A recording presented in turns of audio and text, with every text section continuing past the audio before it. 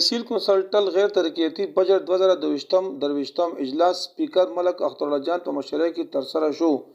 چې پکې تحصیل چیرمن مفتی عمران محمد ټي ام او شفیل خان ټي او آر نثار محمد خان اکاونټنټ فخر الاسلام او تحصیل ممبرانو ګډون وکړو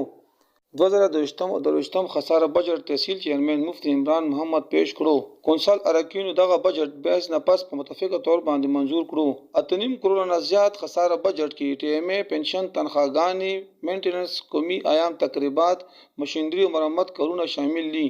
په دې موقع تحصیل ممبرانو او تحصیل چیرمن مقامی میډیا ته ویل چې دی کال خساره بجټ کې کافي حد پورې کمی راغلی دی او بهترین حکمت عملی سره به خساره کمی کې کوششونو لپاره کردار ادا کولی شي کوم اجلاس د بجټ 2021-22 بجټ او مشترکات تور سره هغه منظور کړی شو ان شاء الله مزید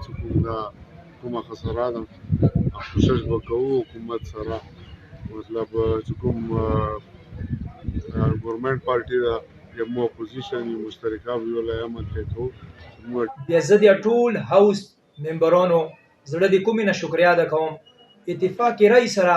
هیڅ د اختلاف ورکرونه غو اتفاقی رای سره ټول بجټ ته منځوري ورکا نه زه خپل طرف نه او د ټي ام ای سټاف طرف نه د ټول د کونسل ممبرانو زړه د کومې نه شکریا ادا کوم بجټ اجلاس په اخر کې د جشن ازادۍ لپاره تهرانو او په مکمل توګه ګډون باندې اتفاق وشو کیمرامین کامران رای سره توفیل محمد خان وحدت نیوز تحصیل ټل